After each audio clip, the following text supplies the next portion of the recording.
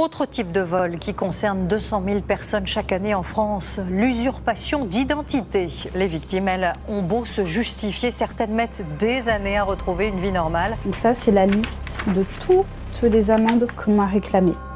13 000 et 20 euros.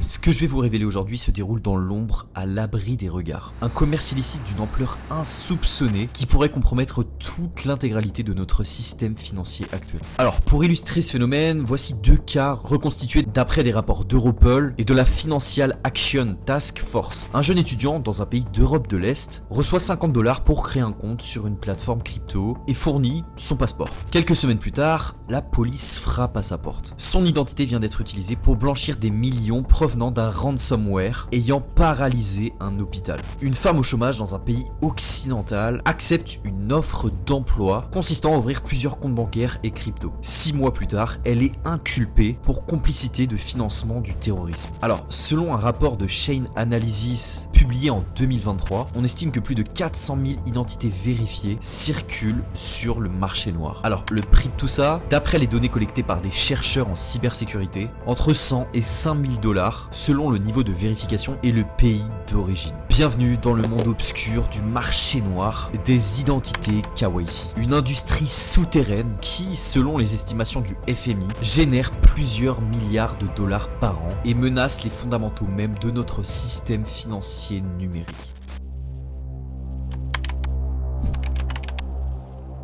Alors, pour comprendre ce marché noir, il faut d'abord comprendre c'est quoi un KYC. Alors, ça veut dire Know Your Customer, connaître son client en français.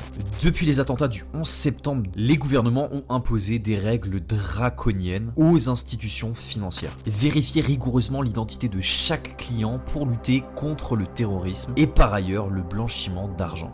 C'est ce qu'ils disent. Le processus est devenu familier. Prenez une photo de votre passeport, un selfie tenant votre passeport, parfois même un appel vidéo avec un agent. Et ces mesures sont censées garantir que vous êtes bien qui vous prétendez être. Les plateformes crypto, initialement créées pour échapper à ces contraintes, ont progressivement adopté ces mêmes procédures sous la pression des régulateurs. Binance, Coinbase, Crypto.com, Kraken, toutes exigent désormais une vérification complète de votre identité. Mais voici le problème fondamental.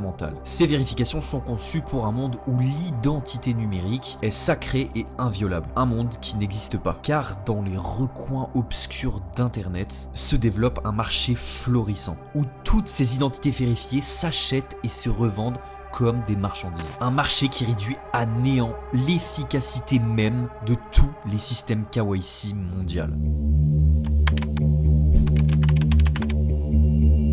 Dans son rapport en 2022 sur les menaces liées à la criminalité organisée, Interpol a documenté l'existence de ce que les experts appellent les fermes KYC. Des organisations internationales ont confirmé l'existence de telles opérations dans plusieurs pays d'Asie du Sud-Est. Selon ces rapports, dans ce qui ressemble à des call centers ordinaires, des dizaines et des centaines de personnes créent méthodiquement des comptes sur toutes les principales plateformes financières mondiales. Chaque poste dispose d'un support pour smartphone, de multiples cartes SIM et d'un ensemble de documents d'identité. Dans un article publié par Wall Street Journal en 2021, un ancien membre de ces réseaux témoigne anonymement. Je cite: ces organisations recrutent des travailleurs dans les régions pauvres. Philippines, Vietnam, certaines régions de l'Europe de l'Est. Les travailleurs reçoivent 5 à 10 $ par compte vérifié. Et un bon travailleur peut créer 30 comptes par jour sur différentes plateformes. Et d'après les analyses de plusieurs agences de cybersécurité, l'industrie est structurée en 3 niveaux. En bas de l'échelle, on les appelle les mules KYC.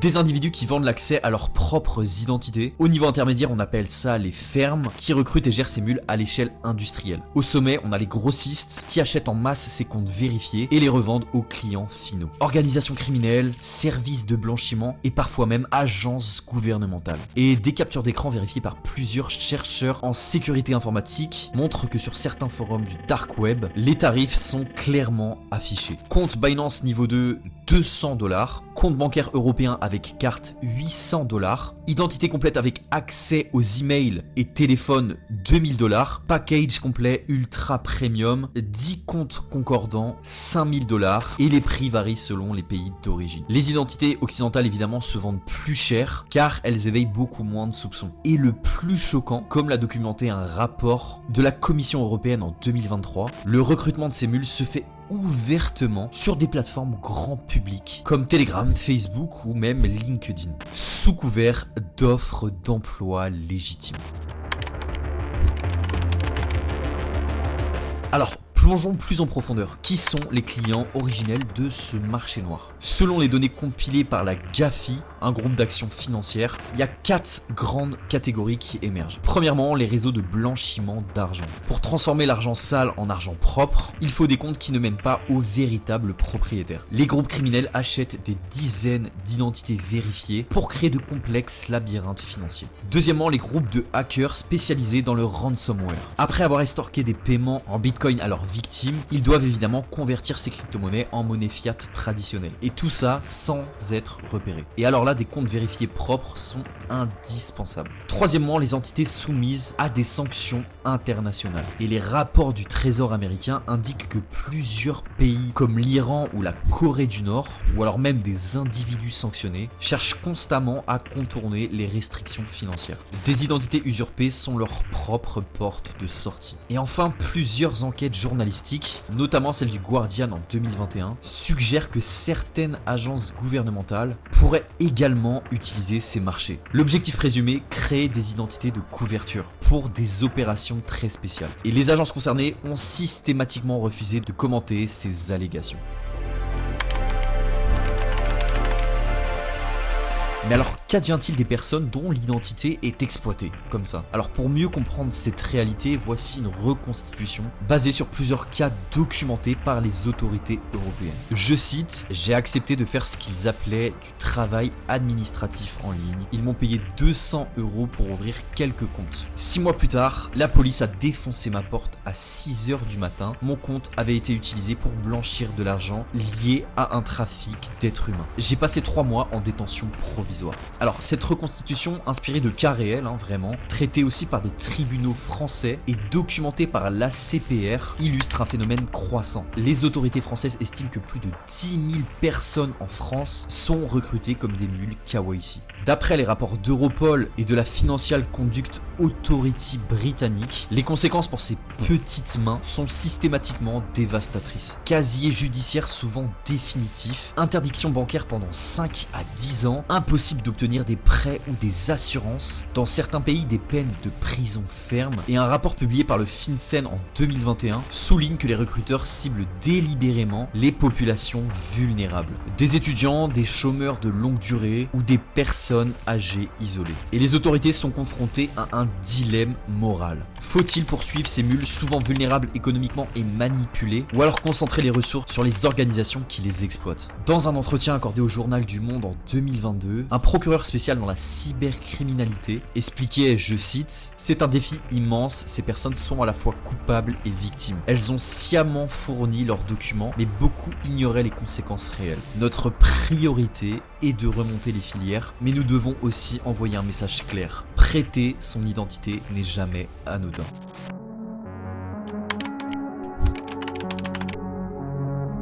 Alors, comment un système dans lequel des milliards ont été investis peut-il être si facilement contourné? Selon une étude publiée par le MIT, le problème est fondamental. La vérification d'identité numérique repose sur une série de présomptions fragiles. Que la personne qui présente le document est son véritable propriétaire, que cette personne agira ensuite comme le seul utilisateur de ce compte, que les systèmes peuvent détecter les documents falsifiés, et une équipe de chercheurs en cybersécurité à l'université de Cambridge a testé 14 systèmes de vérification parmi les plus sophistiqués. Résultat, publié dans une revue à comité de lecture, 11 d'entre eux ont été trompés par des techniques relativement simples. Sur le plan réglementaire, plusieurs analyses d'experts, notamment un rapport de la Brookings Institution, pointent un échec similaire. Les autorités continuent d'exiger des vérifications d'identité toujours plus strictes, tout en sachant pertinemment que ces mesures sont contournées à l'échelle industrielle. Dans un article publié par le Financial Times en 2022, un ancien responsable de la FinCEN était cité déclarant sous couvert d'anonymat, je cite, « Le secteur de la conformité sait que les KYC présentent des failles majeures. Mais personne n'ose remettre en question un système dans lequel tant d'argent et de réputation ont été investis. »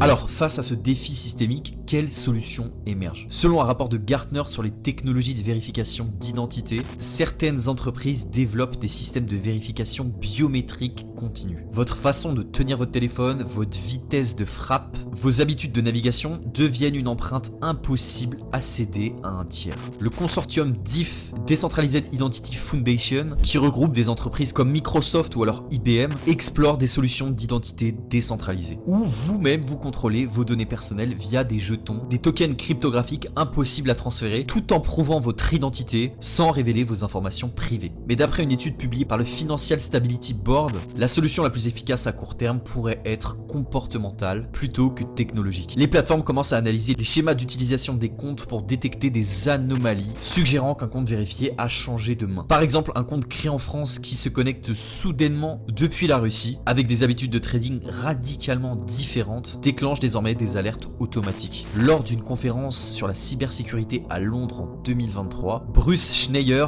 je sais pas comment ça se dit, reconnu en sécurité informatique, déclarait, je cite, « Le futur de la vérification d'identité est hybride. Il ne s'agit plus de vérifier qui vous êtes une fois, mais de confirmer continuellement que vous restez la même personne au fil du temps. C'est un changement de paradigme complet. » Alors, pour émettre une conclusion, le marché noir des identités KYC révèle une vérité très dérangeante. Notre système financier repose sur une illusion de sécurité. Des milliards sont dépensés dans des vérifications qui peuvent être contournées pour quelques centaines de dollars. Et cette faille systémique n'est pas anecdotique. Elle menace la stabilité même de notre économie numérique. Elle permet le blanchiment massif de fonds criminels, le financement du terrorisme et l'évasion des sanctions internationales. Et le paradoxe est saisissant. Plus les régulations se durcissent, plus les vérifications deviennent contraignantes pour les utilisateurs légitimes. Et plus le marché noir des identités vérifiées devient lucratif et sophistiqué. Et là, c'est une course aux armements que les autorités semblent perdre. Et pensez à ça, la prochaine fois que vous passerez par ce processus fastidieux de vérification d'identité, rappelez-vous une chose. Quelqu'un dans le monde est prêt à payer des milliers d'euros pour obtenir un compte vérifié comme le vôtre. Et là, la question n'est plus de savoir si votre identité est sécurisée ou non, mais comment elle sera potentiellement compromise.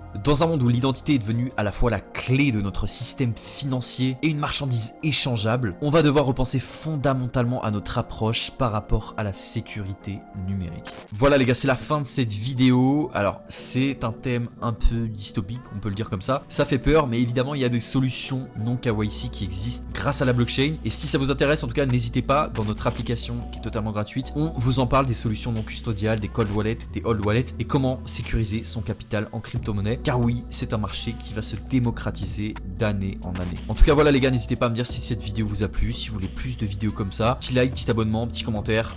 Merci à tous. Moi, je vous dis ciao et à la prochaine vidéo.